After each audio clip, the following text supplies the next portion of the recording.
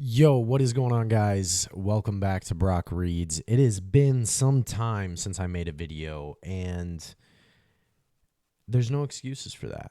Just the fact that I have still been reading, and I'll kind of give you a little bit of an update on that, but I want to talk specifically to a book that I DNF'd this year, and I was going to wait until maybe closer to the end of the year or something to talk about some of the DNFs and why I didn't finish them. But this one seemed to have such a following and people liked this book, and I can see why, but I could not do it. And that book is Joe Abercrombie's The Blade itself. But just before I get into why I couldn't finish that book, I want to talk about I have now finished a couple books since we last talked. I finished the second book in the Red Rising series. I finished a couple nonfiction books.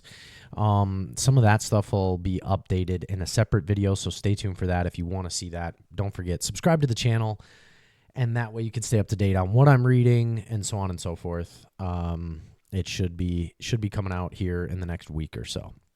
Let's get back to the reason you're here, and it's to talk about I believe the series is called the First Law series, and it is the book, The Blade itself. Now, this book started off in a way that is not always my favorite. I like aspects of books that throw you in and you kind of have to figure it out. They don't just hold your hand and describe everything and explain everything in the first 5 pages. One of my favorite books, Horus Rising, does that exact thing, the first book in the Horus Heresy series. You get thrown into the Warhammer universe, and they're not explaining everything. You learn by context and by walking through the world. It's like you're actually there as a fly on the wall who doesn't understand the lore or the world that they're in. And his book does that. The Blade itself does that. It brings you in without treating you like you're dumb and allows you to figure out things for yourself, which I loved about this book. I also think one of the characters in this book was one of the coolest fictional characters that I could have ever expected. One of the things that I loved about this book, possibly the most, was Glokta, the torturer, the torturer. But his whole character was absolutely phenomenal. In books, typically, you're getting characters, even if they're not the most appealing characters, there's an aspect of appeal to them. And it helps you sell a story and sell books, is even villains these days, when they're written, are ones that are appealing. There's very few times that a character in movies, in any sort of content creation, where the villain is truly just downright evil. Instead, they're cool. You're sympathetic towards them, or they're cooler than the hero themselves. And that's why you get people rooting for the villain sometimes, or at least thinking they're super awesome. And that culture and wave in society and content creation is very evident, but not here. Glokta has about 0 redeeming qualities, yet something about him was so fascinating to me. I could not stand him. I didn't like the descriptions of him. I didn't like the descriptions of his life. And what I mean by I didn't like it is, it doesn't sound good, and it sounds disgusting, and it sounds miserable, and it sounds like an awful, terrible life. But the fact that you included that in there is just unbelievably well done. Bravo for that, because that character writing is awesome. To include a character that is integral to the story, as you can kind of tell, and yet it's not a character that we're supposed to necessarily like. Look, I just don't think we are. I think he's a bad guy who had bad things happen to him. He's ugly. He's disgusting. He has a terrible life. He does bad things. He's creepy. Yet he has this illustrious history, and you're forced to see this wonderful pedestal or wonderful person that was put on a pedestal fall and now is forgotten and used as a cautionary tale. I think that character is one of the coolest characters I've ever read or even seen in any sort of content. Some of the other things that I liked is the world building to an extent. There's kind of twofold here. I liked the world building, like I said, that they don't hold your hand and they kind of let you decide or figure out things for yourself. But the world building aspect of jumping around, I liked the multiple storylines going on. I think that's really cool, that you're not just getting one side, that you're getting multiple things. And actually, this influenced me in a way with my fictional novel that I'm writing in wanting to add more perspective to the story. And I love, as you get later on in the story, how you're viewing characters that you've been reading from their perspective. You're viewing that character from somebody else that you've been viewing, and back and forth. It's kind of cool how it all comes to this culminating moment. Now, like I said, I didn't finish this book, and you're hearing all these positive things that I'm saying, and you're wondering, how did you not finish it? Well, one, let me tell you how far I got. I think I got on my Kindle roughly 65 to 70% through. Now, there's a good chance that I'll go back and finish it, because that does bother me that I got that far. And it's the completionist in me that wants to go back and finish it. It's not so much the desire to read the story that makes me want to go back and finish it. And the reason is this, is that I got to 65 to 70% through this book, and I felt like I moved about 2 inches in the story. We got characters introduced. We had world building that you're slowly learning about, and you're getting characters that are so cool. And it just feels like it's just setup.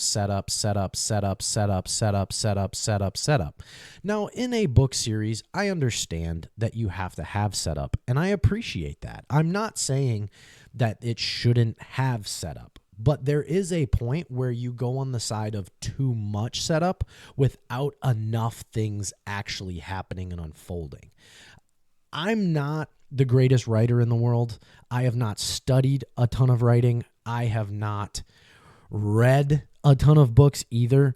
But personal preference, I like books that can set up while still maintaining my attention through unfolding conflict and so on and so forth. I could see through this story the conflict rising in this world, but I'm 70% way through the book, and I feel like we are just getting to the point where these characters are starting to cross paths. We are just getting to the point where Nine Fingers is showing up here and doing this and doing that.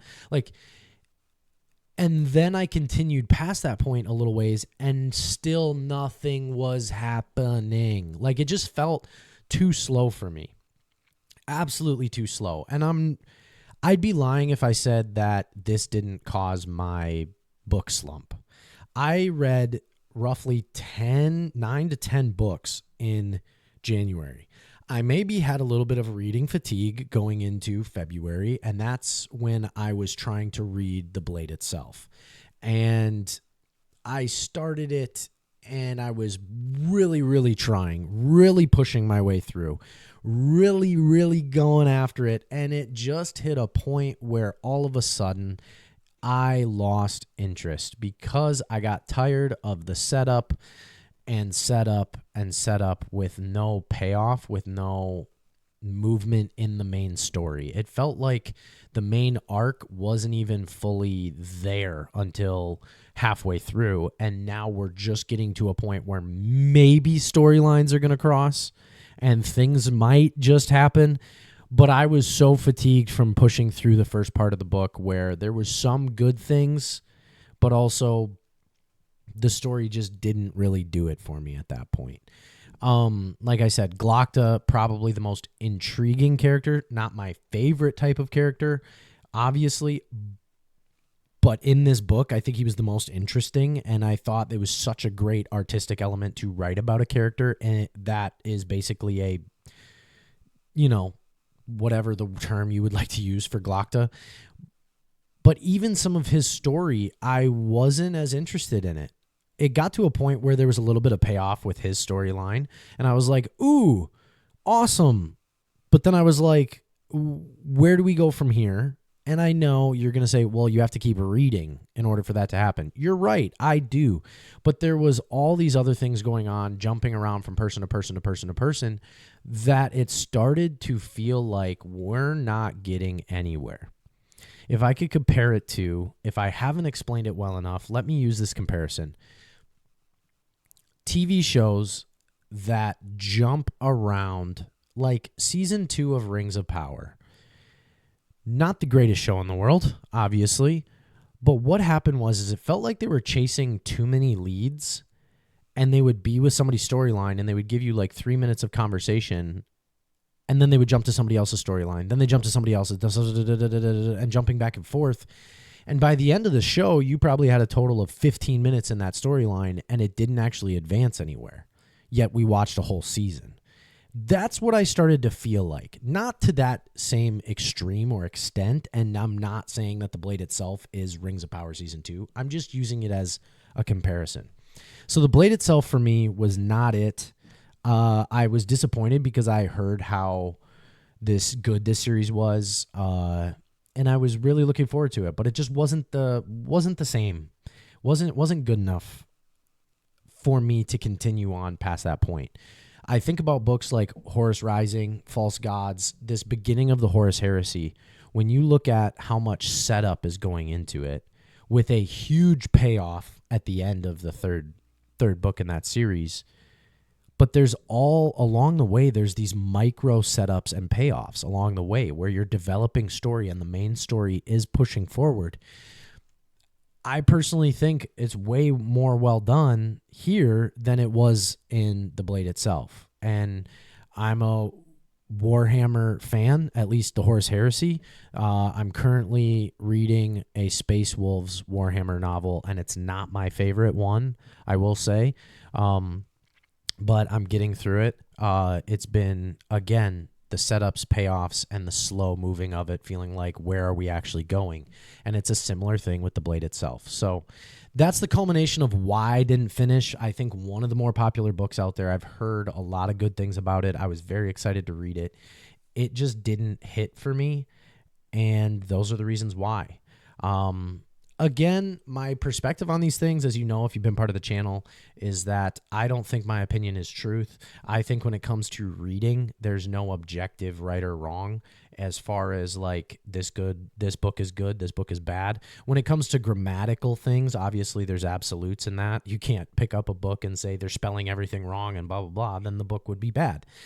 But as far as an artistic point of view of this book, it was not my favorite. I can see why other people would like it. Like I said, maybe I'll pick it back up again, but it's just not where I'm at right now, is picking that book up. So that's my opinion on the law itself, or the Blade itself, First Law series from Joe Abercrombie. Much respect, but that's it. So if you want to see more videos like this, please subscribe to the channel. I know it's been a while. We're looking forward to bringing this back as I've continued now. I got through the book slump, and I've been slowly building back up and trying to pursue my goal for a number of books I read this year. And I'm looking forward to maybe doing a vlog coming up. There's a huge bookstore in a town not that far away from me, and I plan on riding my motorcycle up there and doing like a vlog of it, hit this coffee shop, go get some books, do a book haul, but like show you the whole thing. So anyway, that's going to be it for me, guys. We'll catch y'all later. Thanks for watching.